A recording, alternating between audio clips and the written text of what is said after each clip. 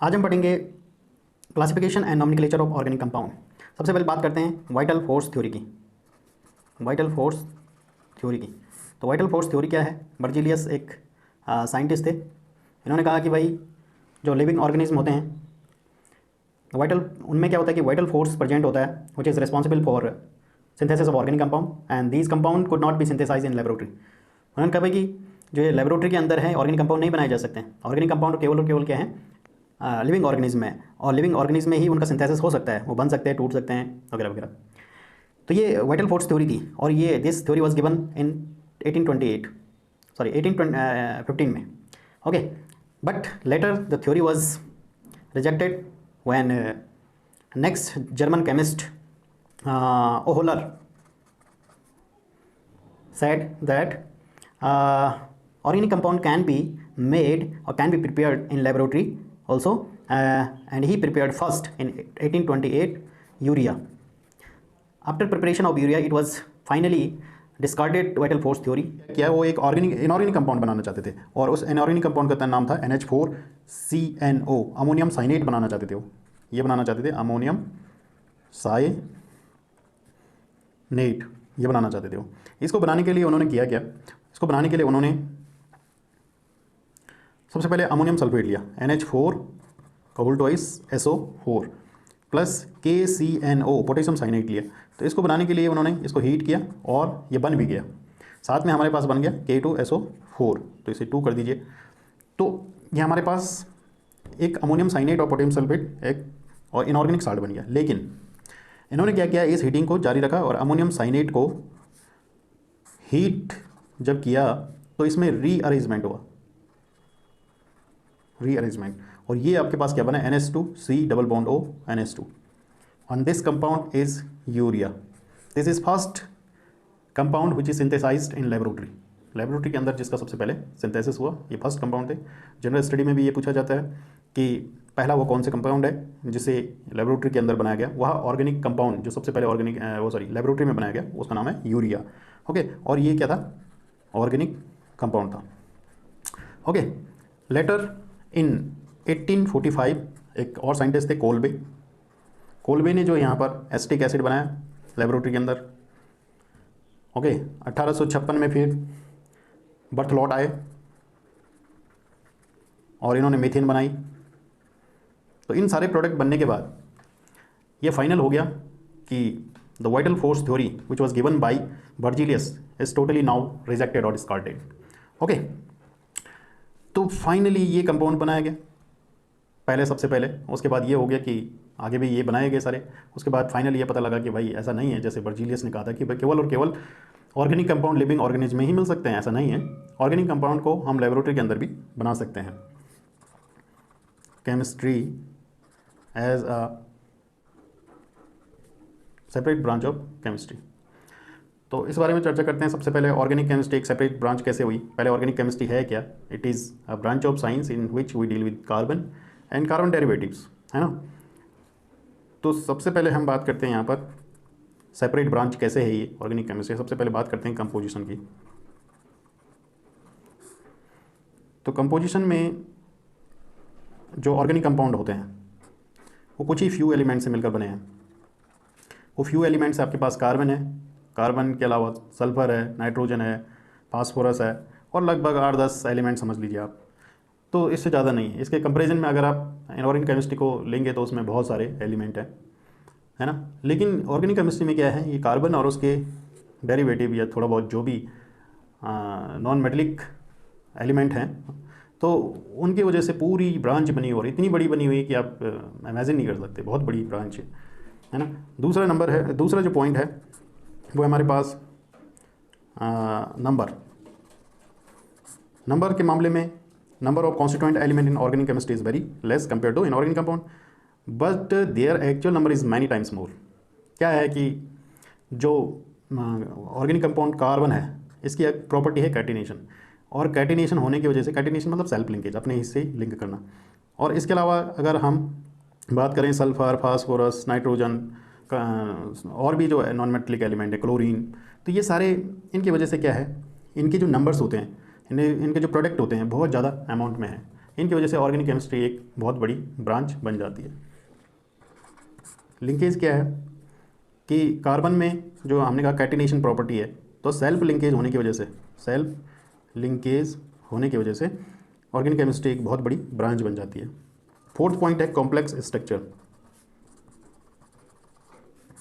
Complex structure जो organic compound होते हैं उनके जो ऑर्गेनिक कंपाउंड होते हैं, ऑर्गेनिक केमिस्ट्री में ऑर्गेनिक कंपाउंड हैं, उनके जो स्ट्रक्चर बहुत ही ज़्यादा कॉम्प्लिकेटेड हैं। जैसे C12H22O11 ये शुगर का फॉर्मूला है, तो या स्टार्च का फॉर्मूला क्या है C6H10O5 का होल एन, वह जहाँ पर जो है एन की वैल्यू 200 तक हो सकती है। तो इसका मतलब है कि ये इतने बड़े मैक्रो मॉलिक्यूल हैं, बहुत ज़्यादा बड़े मैक्रो मॉलिक्यूल हैं, और ऑर्गेनिक केमिस्ट्री में इतनी ज़्यादा कंपाउंड होने की वजह से ये बहुत सेपरेट ब्रांच बन जाती है एकदम। इसके अलावा सॉल्युबिलिटी की अगर हम बात करें ऑर्गेनिक कंपाउंड की सॉल्युबिलिटी, तो सॉल्युबिलिटी में जनरली ऑर्गेनिक कंपाउंड सॉल्युबल होते हैं केवल ऑर्गेनिक सॉल्वेंट में। सब एक्सेप्शन, जो कुछ एक्सेप्शन है, जैसे मान लीजिए आप शुगर को डिजोल्व करेंगे तो शुगर ऑर्गेनिक है, लेकिन ये वाटर में डिजोल्व हो जाती है, तो इसका दूसरा रीजन यहाँ पर हाइड्रोजन बॉन्डिंग की वजह से ये डिजोल्व हो जाता है। लेकिन जनरल अगर आप कहेंगे कि लाइक डिजोल्व लाइक, समान समान को बोलता है। ओके, तो अगर ऑर्गेनिक कंपाउंड है तो ऑर्गेनिक कंपाउंड में ही डिजोल्व होता है। कंबस्टिबिलिटी की बात करें तो कंबस्टिबिलिटी, ऑर्गेनिक कंपाउंड जो है मोर कंबस्टेबल होता है rather than inorganic compound. Melting point and BP boiling point की बात करें तो मेल्टिंग पॉइंट और बॉइलिंग पॉइंट जो है कार्बन चेन बढ़ने के साथ हमेशा बढ़ते हैं। इनऑर्गेनिक साल्ट के कंपेरिजन में इनका जो मेल्टिंग पॉइंट और बॉइलिंग पॉइंट होता है वो कम होता है। इनऑर्गेनिक साल्ट का जो बॉइलिंग पॉइंट और मेल्टिंग पॉइंट होता है वो बहुत ज़्यादा। इलेक्ट्रिकल कंडक्टिविटी के हिसाब से पुअर कंडक्टर होते हैं ऑर्गेनिक कंपाउंड, क्योंकि आयंस होते नहीं हैं, फ्री इलेक्ट्रॉन्स होते नहीं हैं, तो फिर पुअर कंडक्टर्स होंगे। और नेक्स्ट है होमोलोगस सीरीज़। होमोलोगस सीरीज़ बनाते हैं ऑर्गेनिक कंपाउंड। फॉर एग्जांपल जैसे मान लीजिए ये CH4 है, अगला जो कंपाउंड होगा C2H6 होगा, और नेक्स्ट जो कंपाउंड होगा C3H8। तो होमोलोगस सीरीज़ में पहला जो कंपाउंड है वो CH4 है, दूसरा C2H6 है, C3H8 है अगला कंपाउंड, C4H10 हो जाएगा। तो होमोलोगस सीरीज़ क्या है, ऑर्गेनिक कंपाउंड में एक स्पीसीज़ के जो कंपाउंड होते हैं उनके बीच में हमेशा एक होमोलोगस सीरीज़ का डिफरेंस होता है। और जैसे यहाँ पर देखिए आप CS2 का डिफरेंस है ना, CS2 का डिफरेंस होता है इसमें, CS2 का डिफरेंस है, यानी एक कार्बन और 2 हाइड्रोजन का डिफरेंस है। इसी तरह अगर मैं एक और एग्जांपल लेता हूँ, एग्जांपल नंबर 2, जैसे मान लीजिए एक एल्कोहल है CH3OH, अगला एल्कोहल है C2H5OH, अगला एल्कोहल है C3H7OH, है ना, अगला एल्कोहल है C4H9OH। तो अब इनके बीच में देखिए आप CH3OH में और C2H5OH में क्या डिफरेंस है, CS2 का डिफरेंस है, यहाँ भी CS2 का डिफरेंस है, फिर इनके बीच में CS2 का डिफरेंस है। तो CS2 का डिफरेंस आपके पास एक स्पीसीज़ की सीरीज़ में मिलेगा। ये खास बात है ऑर्गेनिक केमिस्ट्री में। इसके अलावा सेपरेट ब्रांच के रूप में ऑर्गेनिक केमिस्ट्री में खास बात ये है कि जो पॉइंट नंबर समझ लीजिए आप 10, इसमें होती है आपके पास आइसोमरिज्म। अब क्या है कि केमिकल फार्मूला सेम है, जैसे एग्जांपल के तौर पर हम लें C2H6O। इस केमिकल फार्मूले में आप देखिए, अगर मैं स्ट्रक्चर फार्मूला बनाऊँ इससे तो क्या बनेगा CH3OCH3 एक, दूसरा बनेगा CH3CH2OH। अब इन दोनों को देखिए, इनका केमिकल फार्मूला भले ही एक है लेकिन इनके स्ट्रक्चर फार्मूले अलग हैं बिल्कुल, और इनकी केमिकल और फिजिकल प्रॉपर्टीज़ भी अलग हो जाती है। ये देखो, ये ईथर है या एल्कोहल है, तो एल्कोहल और ईथर की प्रॉपर्टीज बिल्कुल डिफरेंट होगी, केमिकल और फिजिकल प्रॉपर्टी अलग होगी, भले ही उनके केमिकल फार्मूला क्या है, सेम है।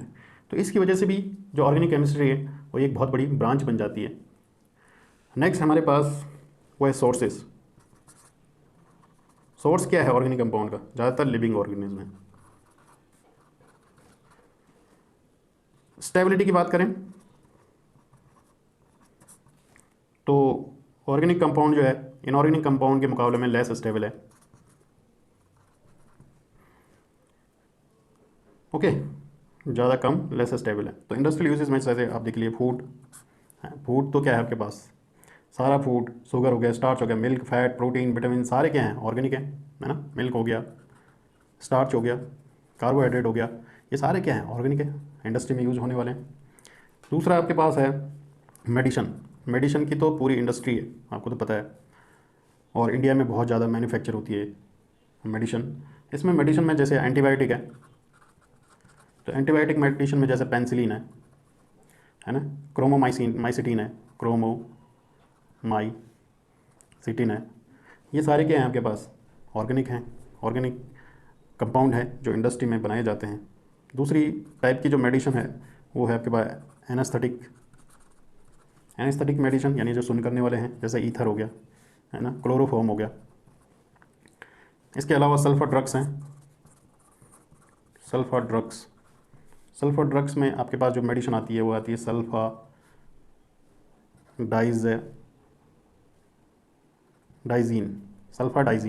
तो सल्फाडाइजीन आपके पास क्या है, ऐसी मेडिसिन है जो एंटीबायोटिक होने के साथ साथ एंटी फंगल भी है, इनको सल्फर ड्रग्स कहते हैं। ये भी सारी ऑर्गेनिक केमिस्ट्री की देन है ना, और इंडस्ट्रियल यूजेस हैं इसके बहुत बड़े। इसके अलावा अगला है आपके पास एनाल्जेसिक्स मेडिसिन, वो दवाइयाँ जो पीड़ा नाशक होती है, जैसे आपके पास एस्प्रिन है ना, और पैरासीटामोल है। तो ये दवाएं क्या है, सारे एनाल्जेसिक्स दवाइयाँ हैं, दर्द को ख़त्म करती है। ये सारी ऑर्गेनिक केमिस्ट्री की ही देन है मेडिकल केमिस्ट्री के में। और तीसरा पॉइंट है आपके पास डाइस, ये डाइस एंड परफ्यूम्स है ना, चाहे किसी भी प्रकार का परफ्यूम ले लो, है ना, इंडिगो ले लो, कैम्फर ले लो, वैनिली ले लो, कोई भी ले लो, है ना, किसी भी कंपनी का ले लो, सारे के सारे में आपको क्या मिलेंगे, ऑर्गेनिक केमिस्ट्री की देन मिलेगी। एक्सप्लोसिव हैं, सारे एक्सप्लोसिव हैं, जैसे TNT हो गया, ट्राई नाइट्रो टोलुइन, है ना, ट्राई नाइट्रोफिनॉल हो गया, TNP, पिक्रिक एसिड भी बोलते हैं इसे, गन कॉटन हो गया, ये सारे क्या एक्सप्लोजिव हैं। इन एक्सप्लोजिवों को हम क्या बनाते हैं, ऑर्गेनिक केमिस्ट्री के जरिए ही बनाते हैं, यानी ऑर्गेनिक कंपाउंड है, इनका इंडस्ट्रियल यूज है। इसके अलावा हमारे पास सिंथेटिक डिटर्जेंट है, सिंथेटिक डिटर्जेंट,